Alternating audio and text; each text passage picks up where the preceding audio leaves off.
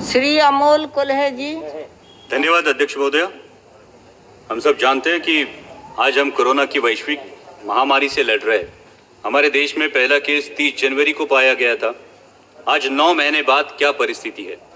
सरकार अपनी पीठ थपथपा रही है कि रिकवरी रेट अच्छा है, मॉर्टेलिटी रेट में कमी आई है।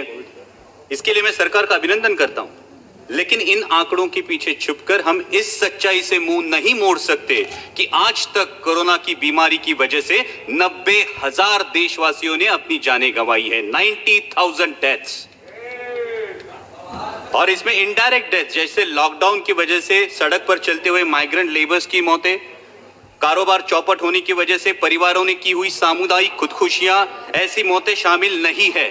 और इसलिए आज ये देश की जनता सरकार से जवाब मांग रही है कि जब कोरोना अपने देश में हाथ पैर फैला रहा था, तब आप अमेरिकी राष्ट्राध्यक्ष के स्वागत में मशगूल थे।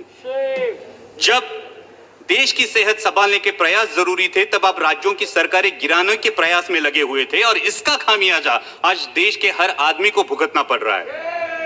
अगर दूरदृष्टि दिखाते हुए आपने उसी वक्त हर इंटरनेशनल ट्रैवलर का आरटीपीसीआर टेस्ट कराया होता, तो आज ये नौबत नहीं आती।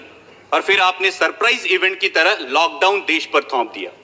लॉकडाउन लगाते वक्त ये नहीं सोचा कि इसे फेज्ड आउट मैनर में भी लॉकडाउन किया जा सकता है। ये नहीं सोचा कि मार्च के महीने में कोरोना का स्प्रेड सिर्फ शहरी इलाकों में था, ग्रामीण इलाकों में नहीं। और नहीं आपने लोगों को तैयारी करने का अवसर दिया, थोप दिया देशव्यापी लॉकडाउन। परिणाम स्वरूप किसानों के हाथ से फसल चली गई, कईयों की रोजी रोटी चली गई, माइग्रेंट लेबर्स को सैकड़ों किलोमीटर पैदल चलना पड़ा। लोगों ने बच्चों को बिस्कुट खिलाकर, पानी पिलाकर सुला दिया, लेकिन आप पर विश्वास रखकर उन्होंने उफ तक नहीं की। फिर आपने कहा तालियां बजाओ, हमने तालियां बजाई, थालियां पीटी, घंटानाद किया, शंख ध्वनि किए, दिए भी जलाए, हमने सब किया, आप पर विश्वास रखकर किया। और विश्वास यह था कि सरकार पूरी जिम्मेदारी से कोरोना की रोकथाम करेगी। आज भी oxygen bed, ventilator, ICU bed की उपलब्धि के आंकड़े जोर शोर से बताए जाते हैं अध्यक्ष महोदय, लेकिन वास्तविकता क्या है? आज देश के आम आदमी को हॉस्पिटल में बेड पाने के लिए, ऑक्सीजन बेड, वेंटिलेटर उपलब्ध कराने के लिए दर दर की ठोकरें खानी पड़ती है। कई अभागी देशवासी ऐसे हैं कि जिन्हें रास्ते पर दम तोड़ना पड़ा है। क्या देश ने आप पर विश्वास जताया था, उसका यही फल आपने देश को दिया है? आज 9 महीने बाद भी सर्वशक्तिशाली सरकार देशवासियों के दिलों से इस दहशत को उखाड़ फेंक नहीं पाई, जिनकी उनके दिल में इनसिक्योरिटी है, अपनी जान को लेकर, अपनी सेहत को लेकर, अपने काम को लेकर, अपने भविष्य को लेकर। तो क्या यह हमारी विफलता नहीं है? आज कोरोना की मृत्यु संख्या में देश विश्व में दूसरे पायदान पर है अध्यक्ष महोदया, और फास्टेस्ट ग्रोइंग केस लोड में हमने अमेरिका और ब्राजील को पीछे छोड़ के पहला पायदान प्राप्त कर लिया। क्या यह भूषणावह है हमारे लिए? मैं सदन के माध्यम से अध्यक्ष महोदया स्वास्थ्य मंत्री जी से पूछना चाहता हूं कि क्या देश कम्युनिटी ट्रांसमिशन की फेज में है या नहीं?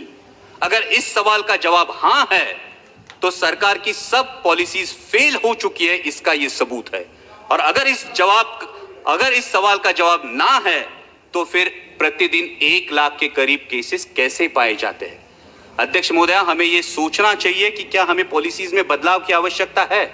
अब तक हम individual case identification, contact tracing और क्वारंटाइन के बजाय अब हम जियोग्राफिकल स्प्रेड ट्रैकिंग और उस एरिया में पर्याप्त आरोग्य सुविधा डिप्लॉय करने के बारे में क्या हमें सोचना चाहिए? आज कोरोना से जो युवा उभरे हैं वो प्लाज्मा डोनेट करने के लिए रेडी है, लेकिन मैं स्वास्थ्य मंत्री जी से अनुरोध करूंगा कि आईसीएमआर का अब तक प्लाज्मा डोनेशन के लिए, प्लाज्मा थेरेपी के लिए क्लियर डायरेक्टिव्स नहीं है। वही बात सलाइवरी टेस्टिंग की है, और वही बात औषधों के दरों की है। आज फैबीफ्लू ले लीजिए, आज रेमडेसिविर ले लीजिए, आम आदमी के जेब के पहुंच से ये दवाइयां आज भी बाहर है, इस पे विचार होना चाहिए। दुर्भाग्य की बात तो यह है अध्यक्ष महोदया कि जिन पर हमने कोविड वॉरियर्स करके फूल बरसाए, उनमें से कितने मेडिकल प्रोफेशनल्स की कोरोना से मृत्यु हुई, इसकी भी जानकारी हमारे पास नहीं है। यह दुर्भाग्य की बात है। जब मैं ज्योग्राफिकल डिस्ट्रीब्यूशन की बात कर रहा हूं अध्यक्ष महोदया, तो मैं मेरे साथी सांसद फैजल जी का अभिनंदन करूंगा कि लक्षद्वीप में आज तक एक भी कोविड का केस पाया नहीं गया, इसलिए मैं अभिनंदन करूंगा। लेकिन उसी के साथ जब हम ज्योग्राफिकल डिस्ट्रीब्यूशन की बात करते हैं, तो कोविड से सबसे बाधित राज्य मेरा राज्य है महाराष्ट्र। आज महाराष्ट्र में 22% केसेस है और 37% डेथ्स है। अध्यक्ष महोदय, मैंने अभी शुरू किया है, अभी मैं करेक्टिव मेजर्स पे आ रहा हूं। अध्यक्ष महोदय 2 मिनट दीजिए, सिर्फ 5 मिनट। सिर्फ 2 मिनट दीजिए। और जैसा सांसद अरविंद जी सावंत ने कहा, उस प्रकार से महाराष्ट्र सरकार पूरी तरीके से कोशिश कर रही है, आदरणीय शरद पवार जी के मार्गदर्शन में कर रही है। हमारे स्वास्थ्य मंत्री राजेश जी टोपे आए दिन फील्ड पर है, लेकिन WHO के अनुमान के अनुसार नवंबर दिसंबर में हालात और बिगड़ सकते हैं अध्यक्ष महोदया। और ऐसे में भारत सरकार ने 1 सितंबर से महाराष्ट्र सरकार की ventilators, PPE kits, testing kits, N95 mask, ये मदद पूरी तरह से रोक दी है। हमारे मराठी में कहावत है अध्यक्ष महोदया, आई जेऊ घाली ना आणि बाप भीक मागू देना। ऐसा बर्ताव केंद्र की सरकार महाराष्ट्र सरकार से साथ कर रही है। क्या महाराष्ट्र के रहवासी देशवासी नहीं है? क्या महाराष्ट्र के रहवासियों के प्रति केंद्र सरकार का कोई उत्तरदायित्व नहीं है? मैं इस सदन के माध्यम से मांग करता हूं कि अविलंब महाराष्ट्र सरकार को टेस्टिंग किट्स और अदर कंज्यूमेबल्स की मदद मुहैया की जाए और उसी के साथ अनइंटरप्टेड ऑक्सीजन सप्लाई के लिए महाराष्ट्र में ऑक्सीजन मैन्युफैक्चरिंग मेगा यूनिट के निर्माण के बारे में सोचा जाए। अध्यक्ष महोदय, जब हम कोविड की लड़ाई में रिसोर्सेज की बात करते हैं, उतना ही अहम है स्किल्ड मैन पावर।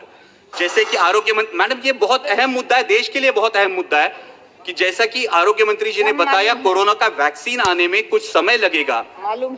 तो इसके लिए हमें सिर्फ 2 मुद्दे, इसके लिए हमें स्किल्ड मैन पावर की जरूरत पड़ने वाली है और इसीलिए जो नेशनल हेल्थ मिशन के रेट्स है, उन रेट्स में आसानी से स्किल्ड मैन पावर उपलब्ध नहीं हो सकती। इसलिए नेशनल हेल्थ मिशन के रेट्स को रिवाइज किया जाए ताकि और ज्यादा स्किल्ड मैन पावर इस कोरोना की लड़ाई में इन्फ्यूज की जा सके और उसी के साथ बहुत बहुत धन्यवाद MCI के माध्यम से